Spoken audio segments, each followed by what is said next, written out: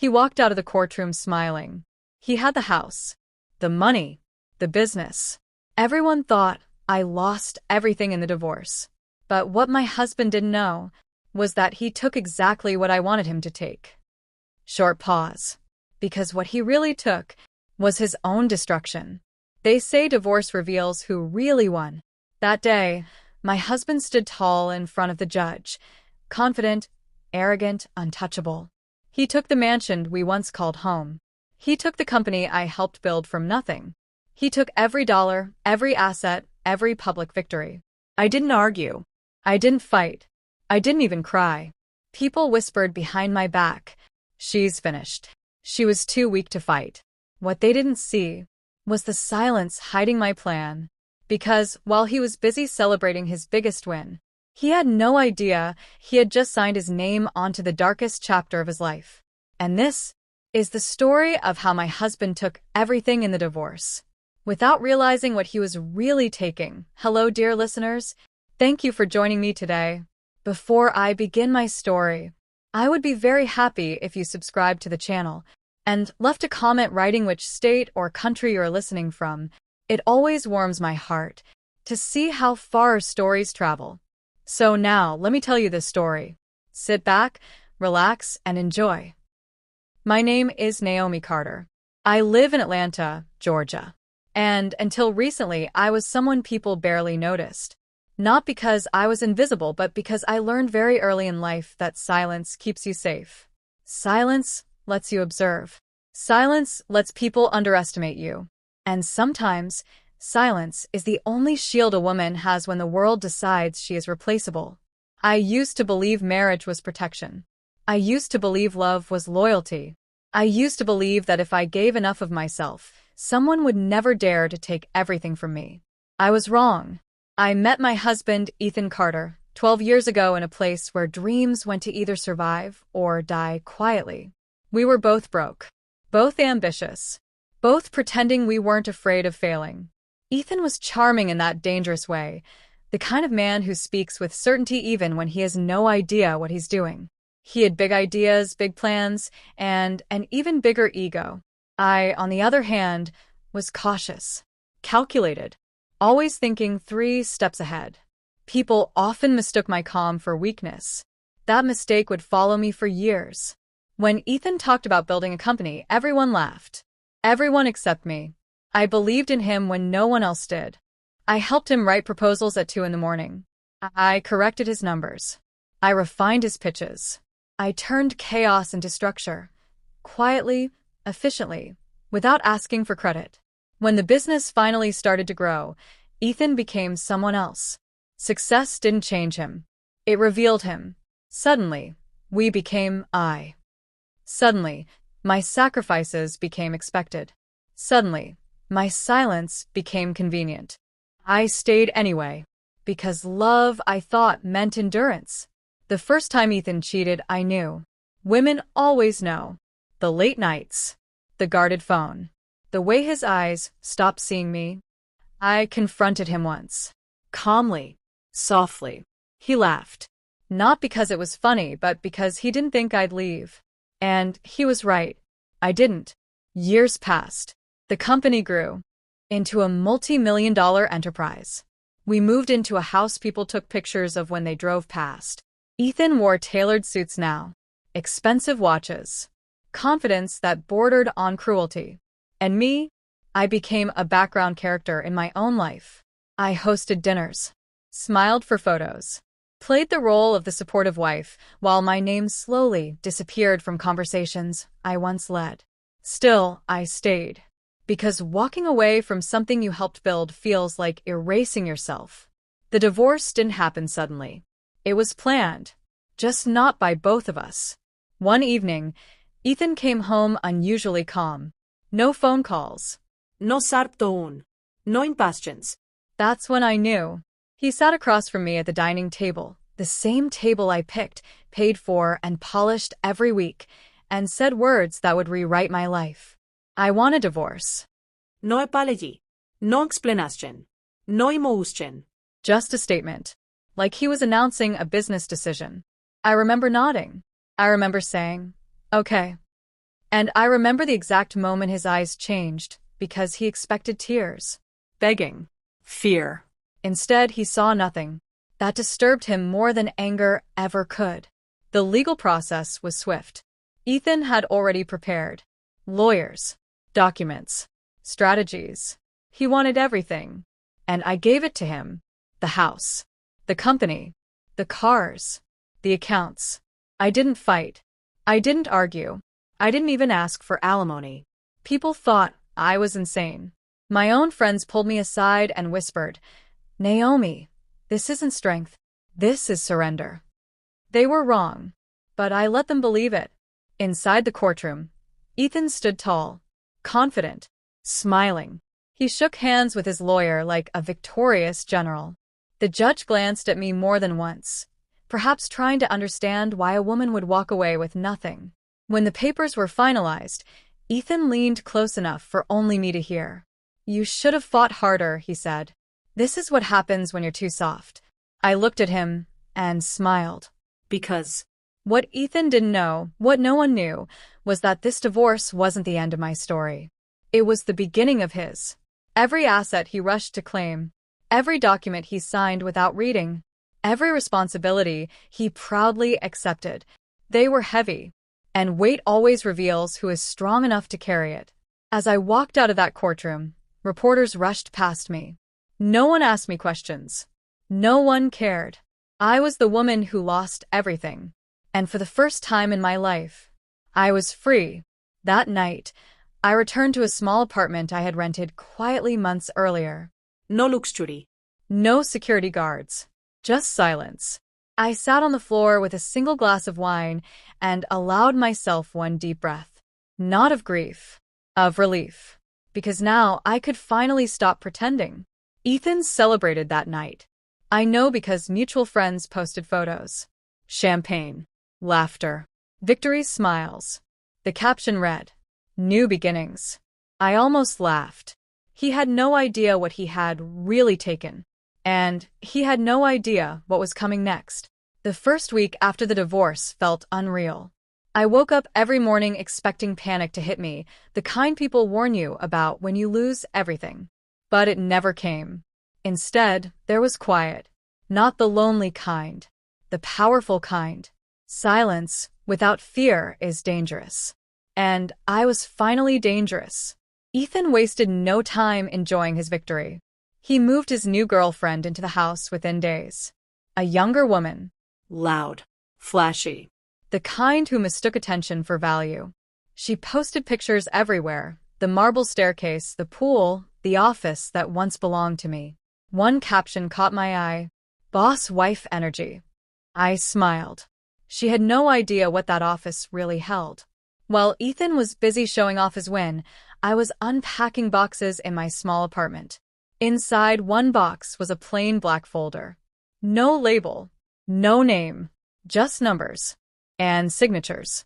That folder had been with me long before the divorce papers were filed. People assume revenge is emotional. It's not. Revenge is paperwork. Revenge is timing. Revenge is letting someone believe they've won, and watching them carry the weight you carefully prepared for them. 3 years earlier, when Ethan's company started expanding aggressively, I noticed things he ignored. Unpaid taxes delayed just long enough to avoid attention. Loans restructured in ways that looked smart on paper, but deadly long-term. Contracts rushed through without full compliance reviews. I warned him. He waved me off. "You worry too much," he said. "This is how big players move." So I stopped warning him, and I started preparing.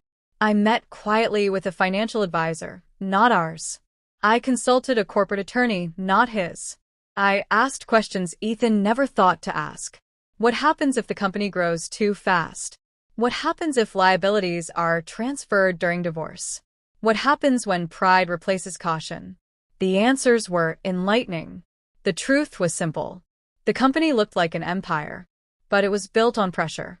And pressure always explodes in the wrong hands. During the divorce negotiations, Ethan was obsessed with ownership. "I want the company," he repeated again and again. "Not assets. Not profits. Ownership." So I gave it to him. What I didn't mention was what ownership really meant. Ownership meant responsibility. Ownership meant every debt, every risk, every signature attached to that company now lived under his name alone. Ownership meant when something went wrong, there would be no we. Only him. The call started sooner than I expected. First, from people pretending to check in. Naomi, are you okay? You must be devastated. I told them the truth. I've fine. They didn't believe me. That was perfect. Then came the calls I didn't answer. Unknown numbers. Old business contacts. Voicemails left but never played. I already knew what they were about. Because I had removed my name from everything, quietly, legally, completely. 2 weeks after the divorce, Ethan called me for the first time. His voice was different. Still confident, but strained around the edges. Hey, he said casually. Quick question. Did you ever finalize the compliance updates for the overseas accounts? I paused. No, I said. That was your responsibility now. Silence. Then a forced laugh. Right. Of course. Just checking. He hung up quickly. Too quickly. That night, I poured myself a drink and sat by the window. Atlanta lights flickered below, like a living thing. I wasn't celebrating. I was waiting. Ethan had always believed intelligence was loud. He believed power announced itself. He never understood the most dangerous people in the room are the ones no one is watching. Another week passed. Then another call. This time, he didn't bother sounding relaxed. There's an audit, he said. I said nothing. Nothing serious, he added quickly. Just routine. Still nothing. He exhaled sharply. You knew about this, didn't you? I smiled into the silence between us. No, I said. But I knew something would come. He didn't call me again after that. But his name started appearing where it never had before. Business forums. Legal notices. Industry whispers. Nothing official yet. Just pressure. Meanwhile, my life was shrinking and expanding at the same time. I took walks without checking the time. I slept without anxiety. I stopped flinching at my phone vibrating.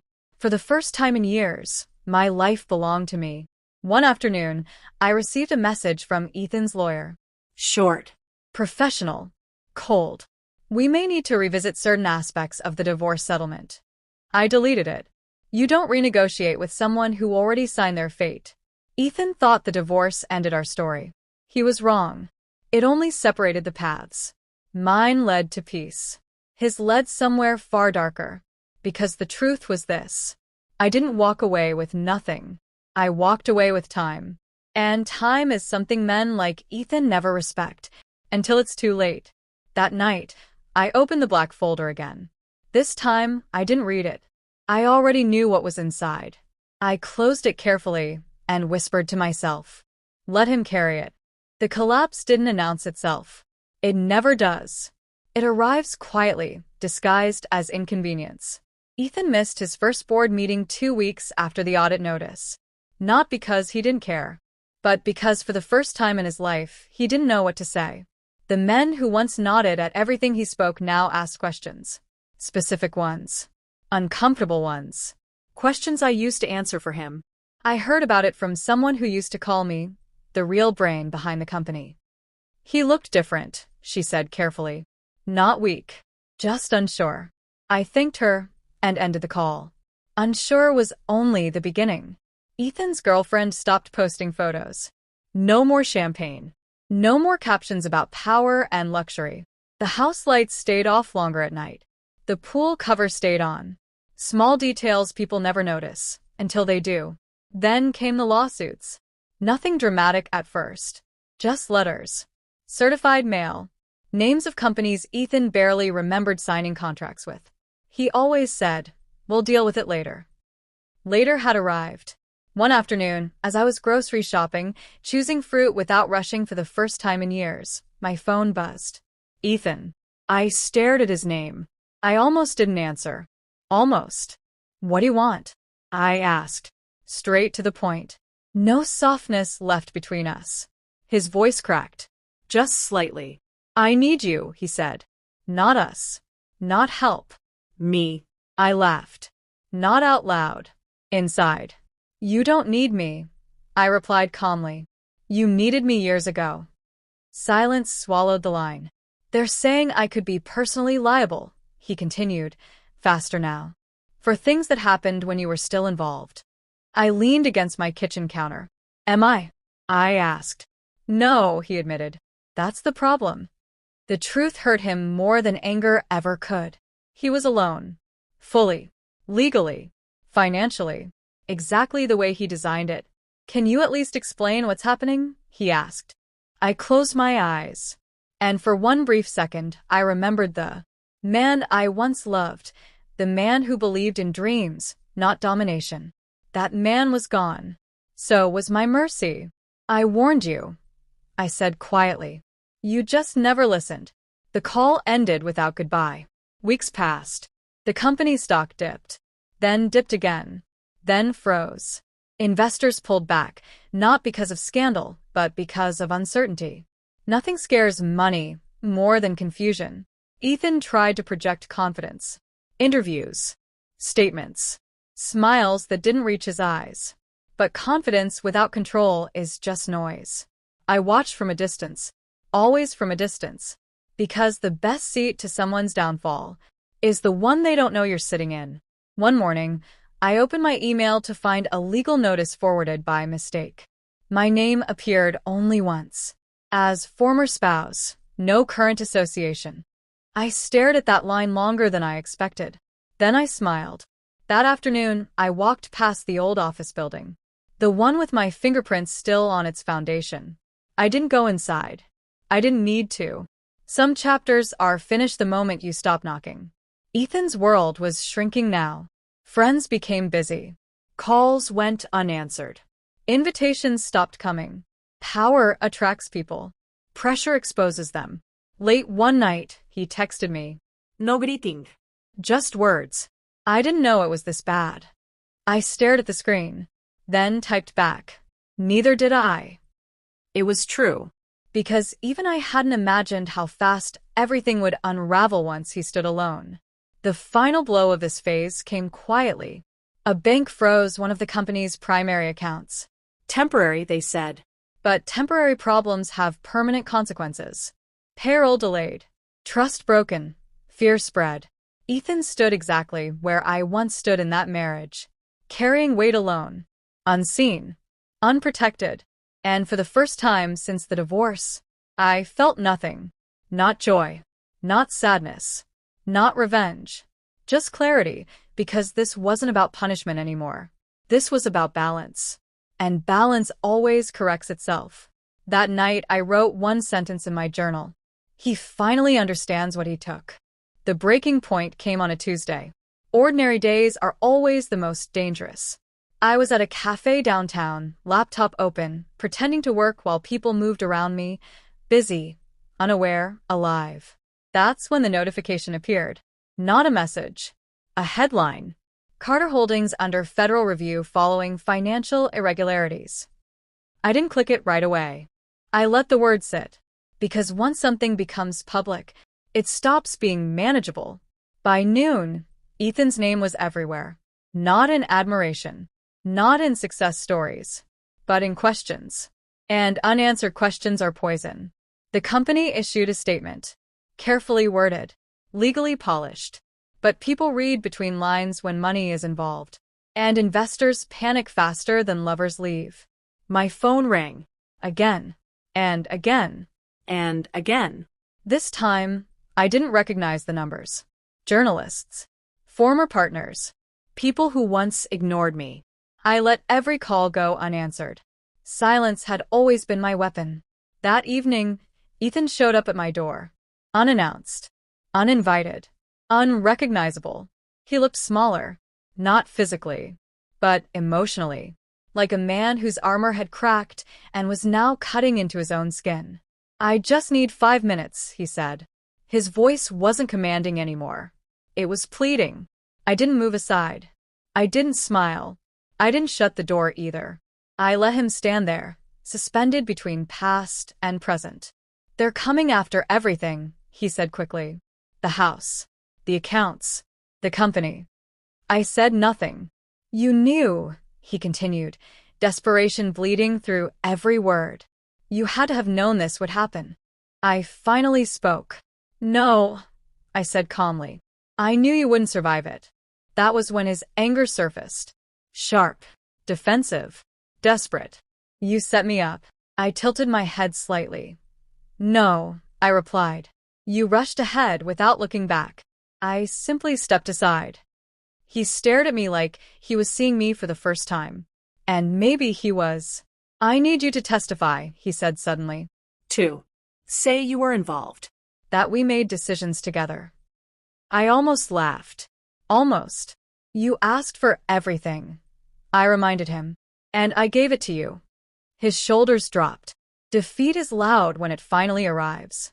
They think I'm a fraud, he whispered. They think I built everything on lies. I met his eyes. They don't think that, I said. They know you didn't build it alone. That hurt him more than any accusation, because deep down he knew it was true. When he left, he didn't slam the door. He didn't threaten me. He didn't even look back. Because men like Ethan only look back when there's something left to reclaim. And there wasn't. The investigation accelerated. Accounts frozen. Assets flagged. Partners distancing themselves. The mansion went dark. The girlfriend disappeared. Victory is attractive. Collapse is lonely. One night, I received an email from the same lawyer who once shook Ethan's hand in court. Short. Formal. We regret to inform you that Mr. Carter's financial position is under severe review. Your prior decision to disengage was wise. I closed the laptop. That chapter was done. I walked onto my balcony and looked at the city. So many lights. So many lives moving forward. For years, I believed losing him meant losing myself. I was wrong. Losing him was how I found myself again. Ethan took everything in the divorce. The house. The company. The responsibility. What he didn't realize was that he also took the fall. And this, by the time winter arrived, Ethan Carter no longer existed the way the world remembered him. Not as a leader, not as a husband, not even as a cautionary success story. Just a name. And names fade quickly when money stops protecting them. The mansion was the first to go. Foreclosure notices don't knock. They announce themselves. Bold letters. Legal language. No emotion. The same house he once paraded online as proof of his dominance now stood empty, stripped of warmth, stripped of noise. A house without power is just concrete and regret. The company followed. What people don't understand about collapse is this. It doesn't explode. It drains. Employees leave quietly. Partners stop calling. Banks stop pretending. One department at a time, Carter Holdings bled out. I watched none of it directly. That part surprised me the most. I had imagined satisfaction. Some sense of victory. Instead, there was distance.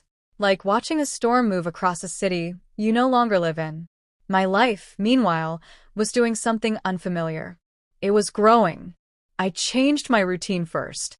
Morning walks. Long breakfasts. Time without guilt. When you spend years surviving someone else's ambition, peace feels illegal at first. I had to teach myself that calm was allowed. Then came the meeting. A quiet one. In a quiet office. With people who spoke carefully and listened fully. They didn't know me as Ethan Carter's wife. They knew me as Naomi.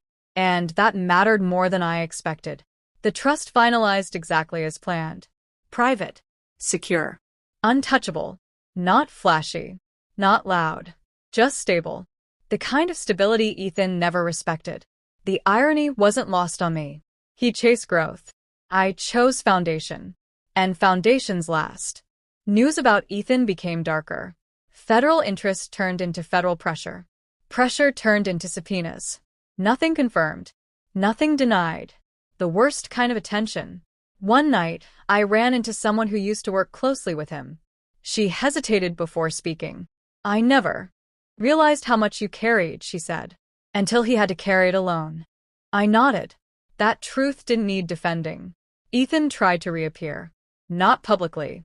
Personally. His message came late at night. No greeting. No pride. Just words stripped bare. I don't recognize my life anymore. I stared at the screen for a long time. Then I typed back, neither do I. And meant it, for different reasons. I wasn't rebuilding. I was redefining. There's a difference. Rebuilding implies loss. Redefining implies choice. I enrolled in a program I once postponed for Ethan's schedule. I accepted invitations I used to decline. I laughed without checking who was watching. Every small decision felt like reclaiming territory. Meanwhile, Ethan's world shrank to survival. Lawyers replaced friends. Statements replaced conversations. Fear replaced confidence. He reached out once more. This time, not for help. For understanding. Did you ever love me? He asked. The question surprised me. Not because it was asked, but because it was too late. Yes, I replied honestly. I loved the man you could have been. He never responded. And that was the moment I knew. The story was no longer about him. Somewhere between his collapse and my clarity, I realized something dangerous. I wasn't angry anymore. I wasn't hurt anymore. I was free. Ethan took everything in the divorce. But what I gained was a life no one could take from me again. And the world was just beginning to notice. Success doesn't announce itself the way failure does. It doesn't scream. It doesn't beg for attention. It simply starts showing up in places where you were once absent. The first article didn't mention my name in bold. It mentioned my work. A short feature in a business journal about a private advisory firm quietly restructuring struggling startups. No photos. No drama. Just results. And for the first time, something I built existed without being attached to Ethan Carter. People began reaching out. Not out of sympathy. Out of curiosity. Are you the Naomi who worked behind Carter Holdings? I didn't realize you were the one handling compliance and risk. I never corrected them before. I didn't need to anymore. Opportunities multiply when people finally see you clearly. I accepted only the ones that felt clean. No shortcuts. No ego. No noise. I had learned the cost of speed. Ethan, meanwhile, learned the cost of silence. Not the peaceful kind. The isolating kind. His court dates weren't televised. They rarely are. But the rumors were loud enough. Failed negotiations. Frozen credit. Assets under review. The same people who once praised his confidence now described him as reckless. Words change when power disappears. One afternoon, I received a message from someone unexpected. Ethan's mother. We had never been close. But her words were careful. Measured. Almost apologetic. I should have seen it, she wrote. You were always the steady one. I didn't respond. Some realizations arrived too late to matter. My name appeared again. This time in a panel discussion. Women in leadership. Silent influence. Long-term thinking that I sat on stage, calm, composed, aware of how far I had traveled without ever leaving myself behind. Someone asked me a question I hadn't prepared for. What does power mean to you now? I paused. Then answered honestly. Power is not needing to be loud to be respected. The room went quiet. That silence felt earned. Ethan reached out the same night. Coincidence is rarely coincidence. I saw you, he wrote. On the panel. I didn't reply immediately. Some conversations deserve distance. I never knew you were capable of this, he added. That one hurt. Not because it was cruel, but because it was true. You never asked, I finally replied. That was the end of the exchange. And the end of something else, too. The last thread tying my identity to his perception. His girlfriend resurfaced briefly. A single post. A vague caption about choosing peace. Then she vanished again. Peace doesn't follow collapse. It escapes it. Ethan tried to rebuild his image. Smaller ventures. Consulting gigs. Nothing stuck. Trust doesn't reset when consequences remain unresolved. I watched my calendar fill. Meetings. Invitations. Plans that extended beyond survival. For years, my future had been a compromise. Now, it was a choice. One evening, I passed the old courthouse. The place where everyone thought I lost everything. I didn't stop. I didn't look back. Because victory doesn't revisit the battlefield. Ethan's final attempt came quietly. A voicemail. Not angry. Not desperate. Just tired. I finally understand, he said. What you did. What you didn't do. I mistook your silence for weakness. He paused. I won't make that mistake again. I deleted the message. Some lessons are not meant to be continued. That night, I wrote in my journal again. He lost his power when he tried to take mine. The world now saw two stories. A man who rose too fast and collapsed under his own weight, and a woman who stepped back, waited, and built something that couldn't be taken. And the most shocking part? This still wasn't the end.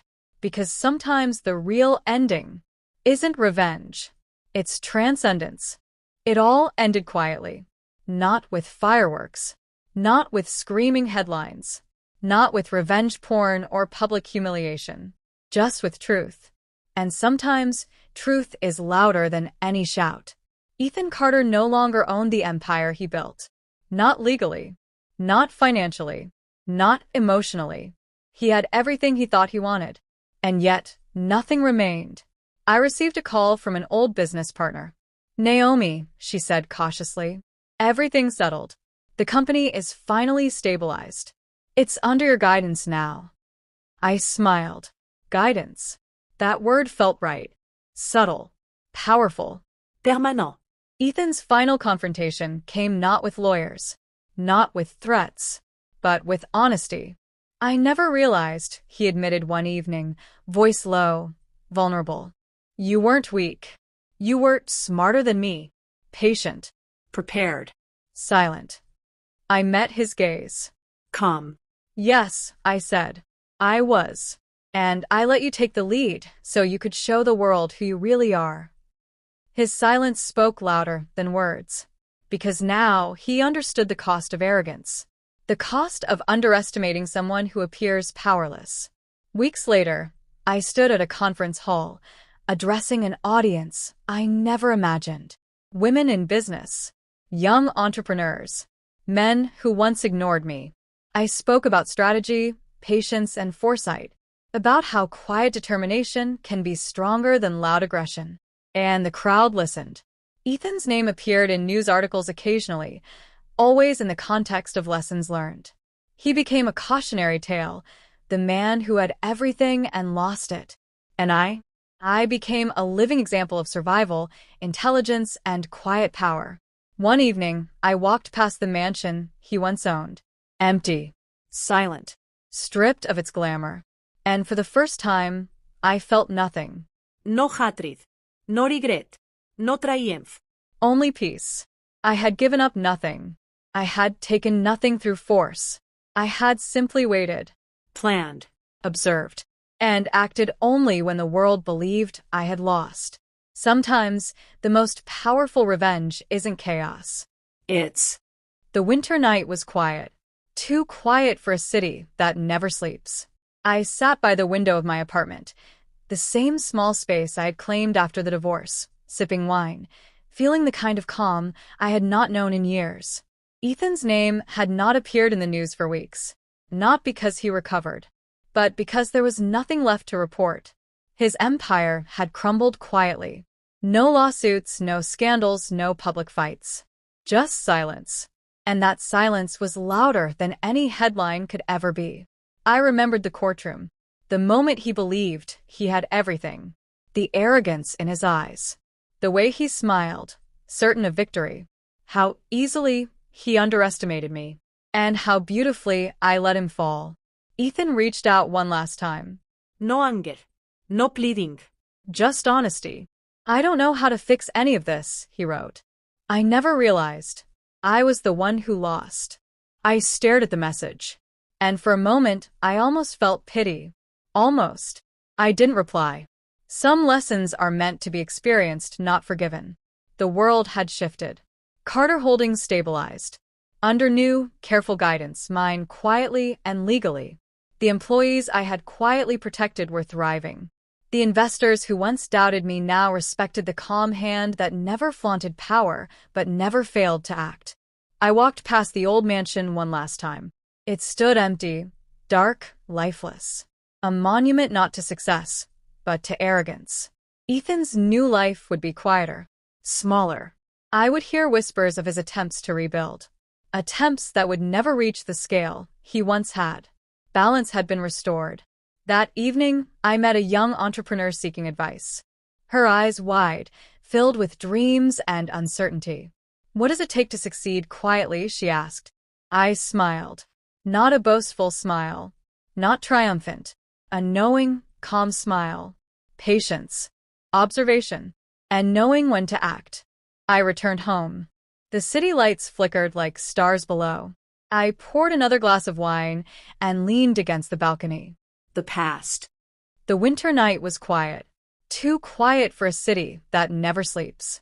I sat by the window of my apartment, the same small space I had claimed after the divorce, sipping wine, feeling the kind of calm I had not known in years. Ethan's name had not appeared in the news for weeks, not because he recovered, but because there was nothing left to report. His empire had crumbled quietly. No lawsuits, no scandals, no public fights. Just silence. And that silence was louder than any headline could ever be. I remembered the courtroom, the moment he believed he had everything, the arrogance in his eyes, the way he smiled, certain of victory, how easily he underestimated me, and how beautifully I let him fall. Ethan reached out one last time. No anger. No pleading. Just honesty. "I don't know how to fix any of this," he wrote. I never realized I was the one who lost. I stared at the message, and for a moment I almost felt pity. Almost. I didn't reply. Some lessons are meant to be experienced, not forgiven. The world had shifted. Carter Holdings stabilized. Under new, careful guidance, mine quietly and legally. The employees I had quietly protected were thriving. The investors who once doubted me now respected the calm hand that never flaunted power but never failed to act. I walked past the old mansion one last time. It stood empty, dark, lifeless. A monument not to success, but to arrogance. Ethan's new life would be quieter, smaller. I would hear whispers of his attempts to rebuild. Attempts that would never reach the scale he once had. Balance had been restored. That evening, I met a young entrepreneur seeking advice. Her eyes wide, filled with dreams and uncertainty. "What does it take to succeed quietly?" she asked. I smiled. Not a boastful smile. Not triumphant. A knowing, calm smile. Patience. Observation. And knowing when to act. I returned home. The city lights flickered like stars below. I poured another glass of wine and leaned against the balcony. The past.